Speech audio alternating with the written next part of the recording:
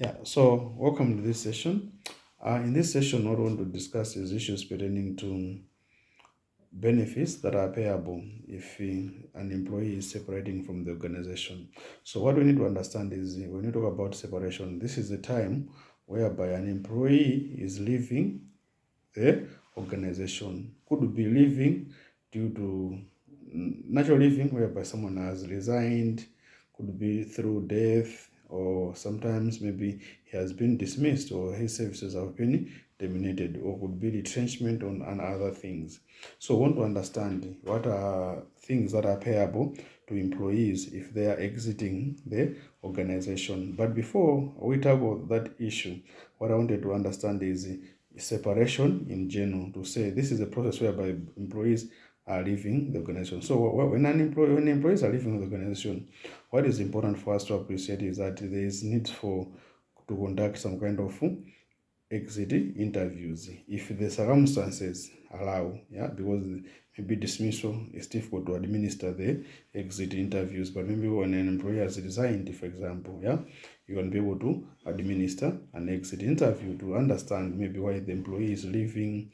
And also, sometimes, an organization can even conduct the stay interviews just to appreciate how happy their employees, apart from the employee satisfaction surveys that you may do within the organization. All these things you are doing so that you can to say what things can you improve within the organization. So where necessary, you can be able to improve, to say maybe the conditions that people were exposed to, people were not happy with the conditions, and maybe they can be able to reach out to, and they can be improved in one way or another. So we have seen some organizations where maybe people can make counter offers to say maybe after engaging them to understand why they are leaving, and they're like, no, maybe the salary, the job was not providing me much growth, maybe the job was just too repetitive and all that. So maybe I'm looking for a job that is what I've gotten will provide me maybe career growth and all that, professional growth. So, but on occasion, you can be able to look at that to say, no, maybe you can be able to mitigate this by maybe supporting this particular employee. Some people can be able to counter offer, for example, to say, okay, how much are they offering you? Maybe so much, but maybe they can counter offer. And you wonder to say, why we're not providing such kind of a salary. For example, maybe the employee has been complaining about increase in salary, but maybe you are not providing such kind of a salary, for example. But now, because he's leaving, and now you are counter offering. But anyway, it happens, and ceteris paribus, what we need to appreciate is to say it happens. How it happens, we do. We all know the circumstances that may lead to that. But what is important for us to appreciate is whenever you are doing this separation, we have to handle it with care, and also we need to have support of the employees in the process, because sometimes what we've noted is over time, whenever people are talking about the exit interview, some people might not be able to willing to complete questionnaires. Maybe you can do an online face-to-face interviews with the employees, but some employees will not be able to be open to also give the reasons why they are leaving the organization and all that. So, but sometimes even you cannot force. So sometimes when the employee has resigned, he's serving notice and all that, you can be able to conduct such kind of an exit interview. So what we need to appreciate is all these you are doing them to ensure that you understand the reasons why the employees are leaving the organization. So but what this session is trying to look now at what is it that is payable when you are to when employees are leaving the organization. And one of the key things, before I forget, is that separation management is one of the key processes that is very, very critical to in HR management, and also it's one of the topics that is covered under HR for Managers course that is offered by Change Consult Group, which you can be able to reach out to us, and we can be able to train you on how you can be able to do this separation management. Is one of the key processes, because the way you handle that, it also shows whether you value your employees, although they are leaving, but you should be able to give room. For example, I'll give an example. If you are doing the exit interview and you are like, okay, no, Aris, Gabriel, you are leaving this organization, but We know maybe the current circumstances have forced you to leave, but whenever you feel free, and you maybe wherever you're going, you feel like maybe you're not happy, or you can be able to reach out to us and we can be able to get you back. Yeah, we always value you. Only that we have failed to agree on to keep you. But we know if you are looking for any opportunities in future from within this company, you are welcome to join us. So the employee will feel valued, and consequently, even we have seen people who have left organizations and they have come back to organizations because of the environment. Because sometimes you might find, say, you're going to an organization, a new organization, and you're like, maybe everything is okay. You find that, maybe wherever you are is not as good as you had thought compared to where you were. So that's what I'm saying. Separation management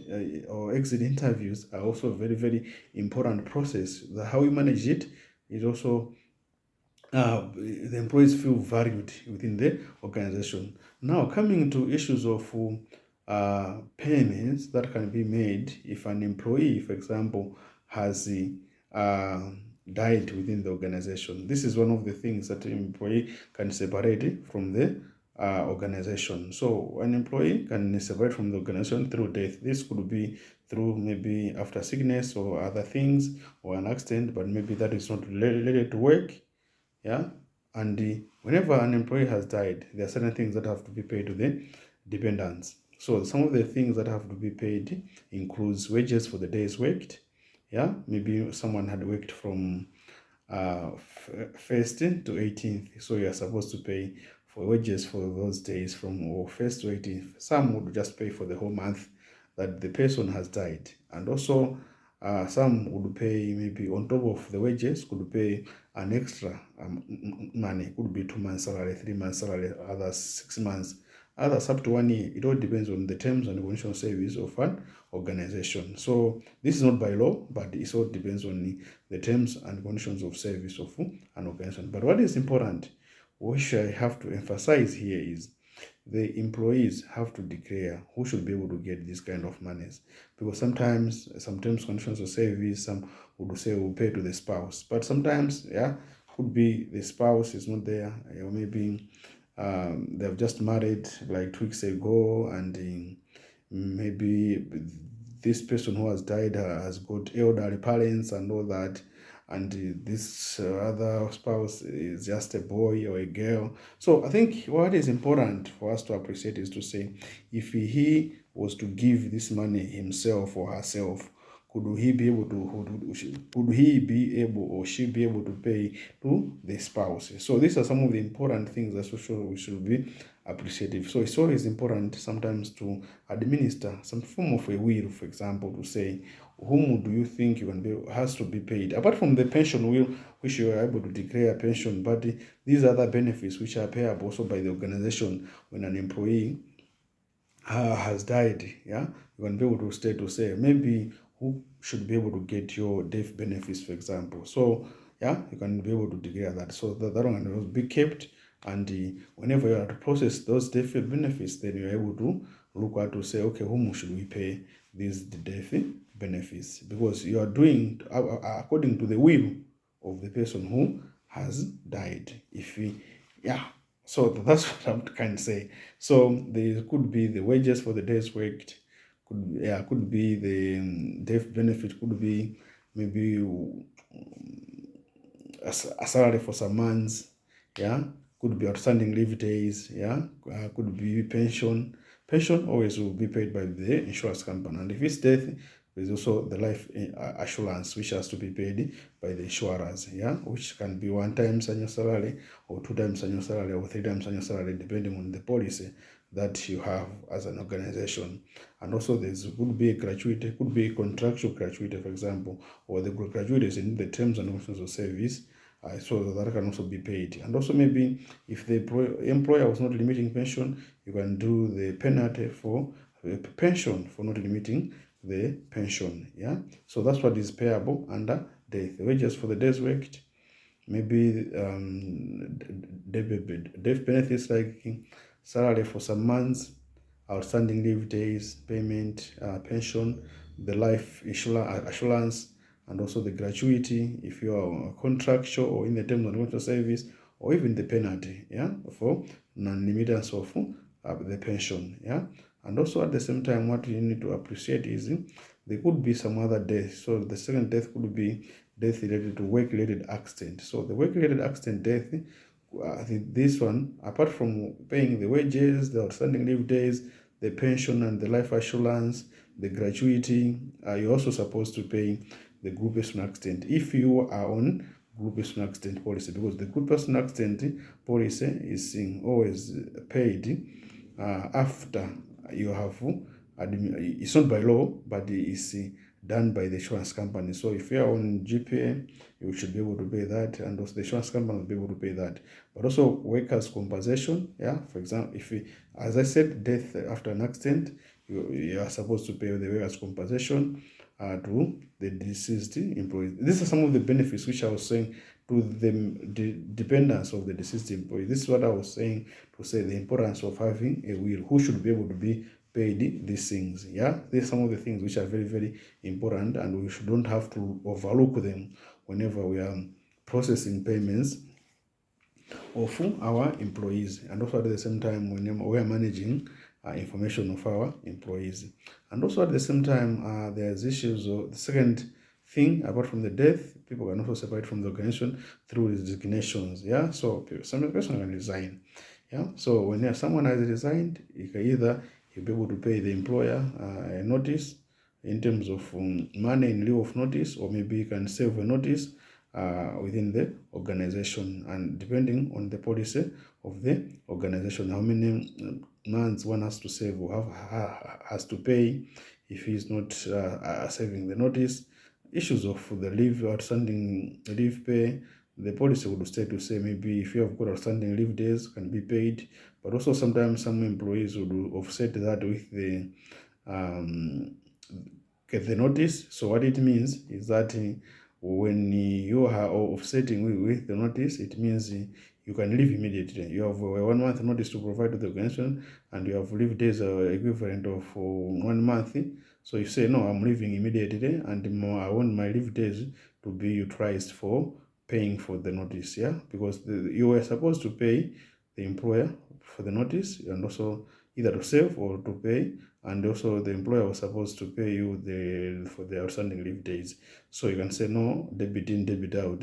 They can offset, or sometimes you can save the notice for 1 month, and you can ask the employer to pay you for the outstanding leave days. But some employers would say, no, we don't pay for outstanding leave days because you had the time and it's your plan to take leave and you are resigning. It's not our fault, so we are not paying for the leave days. So, but what I'm saying in short is you can pay for the wages, the leave pay, the pension can be transferred to another employer. The law says pension should be transferred to another employer, or maybe you can withdraw the employee contributions after you have confirmed that after 3 months you have not secured a job, so you can be able to get the employee contributions. And also gratuity, you can be paid assuming that you are entitled to the gratuity as per a contract or the terms and conditions of service of the employer. And also at the same time, sometimes you can leave an organization through termination of a notice. Employer can decide to terminate your services. So when an employer has decided to terminate your services, maybe after a misconduct, but maybe I've not decided not to dismiss you. So there's certain things that will have to be paid. The notice, they're supposed to pay you the notice for maybe 2 months, 3 months, 1 month notice, depending on what the terms and conditions of service say. So they have to pay you the notice, and also they have to pay you the wages for the days worked, and also at the same time the leave pay that could be there. The leave pay that would be there, or for the outstanding leave days. The pension would be transferred as in the case of resignation, or you can access it after 3 months. The gratuity if it's contractual, the severance pay. So let me emphasize here, the severance pay could only be payable, maybe before I go to severance, maybe let's just focus on termination with notice. So under termination with notice, you're supposed to be paid wages for the days worked, leave pay, the notice, the pension transferred to another employer, or maybe you can access it after 3 months, the gratuity. Yeah, those things, if the gratuity, if it's contractual, so you're supposed to be paid those things. Yeah, so there's just another termination which can happen also. This is not with notice because there's no misconduct or whatever, but the organization is going through the financial difficulties and all that. Maybe they have to do some retrenchments or redundancies. So in the case of redundancy and retrenchment, what is payable under the termination with notice, all those things are applicable. You're supposed to be paid the notice, the wages for the days worked, the leave pay, and also at the same time the pension would be transferred, or you can attain it, the employee contribution after 3 months, the gratuity if it's contractual. On top of that, you're supposed to get severance pay. Yeah, so severance pay is under after the amendment of the law in 2021. In 2010, the removal, there was an amendment of section 35.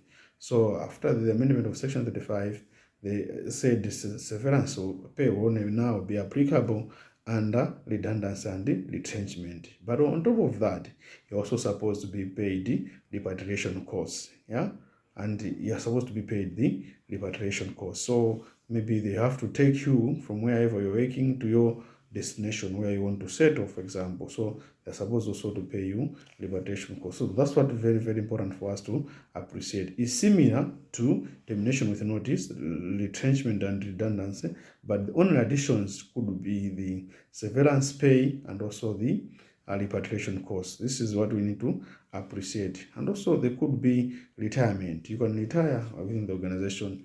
Yeah, so when you're retiring, for example, there are also certain things that have to be paid to you, yeah, but the notice will not apply.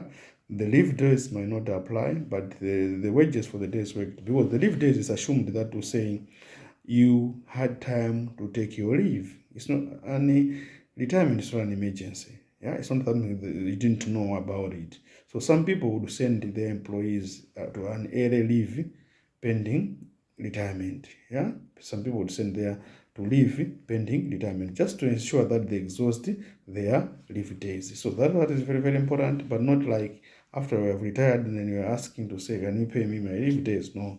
But yeah, so you can, when someone has retired, would be paid the days worked, and also there is the commutation of the pension. Yeah, so you commute 40.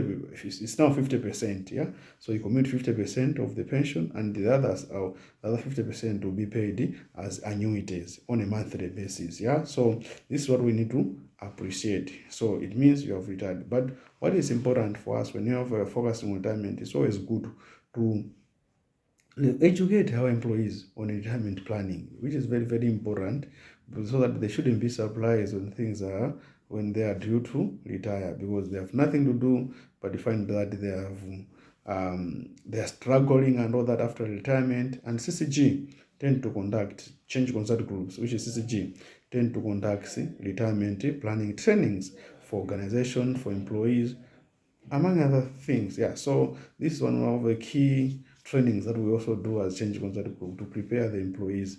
What kind of investment options are there? How can they have to understand how much they can be able to calculate what to get when they retire and all that.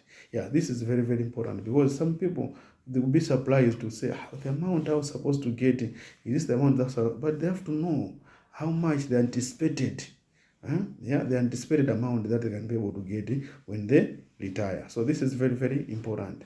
Yeah, another separation could also be end of contract. End of contract, yeah, it's not different from retirement. Yeah, you can also be paid there's no need for notice, but the wages for the days worked. The leave cannot apply because it's not like an emergency. Yeah, a pension, yeah, end of contract, if you're still young, yeah, they have to be transferred to the other employer, but also at the same time they can be withdrawn after 3 months. The employee contribution can be withdrawn after 3 months if it's noted that you are have not secured any job. So this is some of the things that are also very, the gratuity could be paid if it's contractual gratuity. Yeah, the notice pay will not apply. So these are some of the things that the severance pay will not apply, the repatriation costs, depending on the nature of the organization, some do provide, some cannot provide. So these are some of the things that are payable when there is an end of contract. Another separation could be a dismissal. A dismissal, there is a serious issue, and the employee has been implicated. After a disciplinary hearing, there is a dismissal. Let me also emphasize, there's no need for an employer to terminate services of an employee and also dismiss an employee without a proper disciplinary hearing. Likewise, there's no need for one to retrench or make positions redundancy without informing the Minister of Labor. There are procedures which have to be followed through. You can inform the nearest labor office that you want to retrench, why you need to give reasons. There's a criteria. There are guidelines on how you can retrench or make people redundant. So even likewise with termination, with notice, and also dismissal, there's no you can just wake up one morning to say, I'm terminating the services of this employee, or I'm dismissing the services of this employee. You are supposed to do a disciplinary hearing or a disciplinary process. If it's a misconduct, carry out investigations, maybe suspend the employee, and you can suspend only if you are satisfied that the employee maybe will affect the investigations. But if the employee cannot affect the investigations, then you don't have to suspend. You can still be called for a disciplinary hearing whilst working. So you can ask the employee to come for a disciplinary hearing and conclude the case, and maybe the panel can recommend a decision to say we have to dismiss. So when you have dismissed an employee, but never dismiss an employee without a disciplinary hearing. That's what is very, very important for us to appreciate. Otherwise, courts will be on you. And employees these days are clever. They always look for that they can be able to cash in. So what you need to understand is when you are dismissing, you are dismissing without a notice. You're not providing no notice. You can provide the wages for the days worked. You can provide the leave pay if there is any outstanding, and the pension will also be transferred. And there's no you can do with the pension, and also the funds. The pension funds could be transferred to another employer, or maybe you can be accessed after 3 months, and this is just the employee contribution. Even the gratuity can be paid if there is contractual or the terms and conditions service provides for gratuity.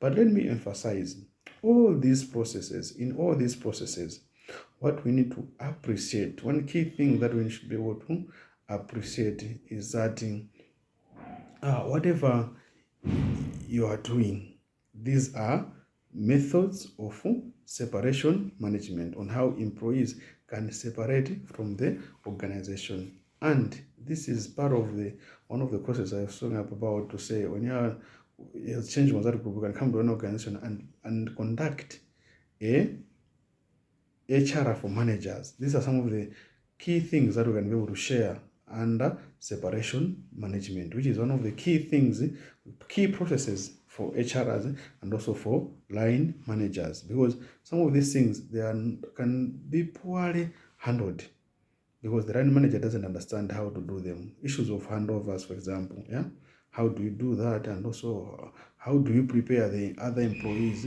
to say, an employee, maybe there's death, there is resignation, there's termination, there's dismissal. The company shouldn't suffer, but the company has to continue operating.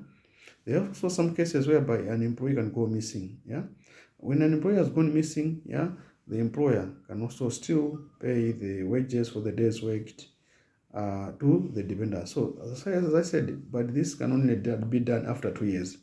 According to the Pension Act, an employee is missing, you have concluded, you say the employee is missing, you can pay to his dependents after 2 years when you have confirmed that the employee is really missing. That's what is very, very important for us to appreciate. So you should pay the wages for the days worked, the outstanding leave days, the pension will be paid out, but under missing employee, it means it has to be done after 2 years.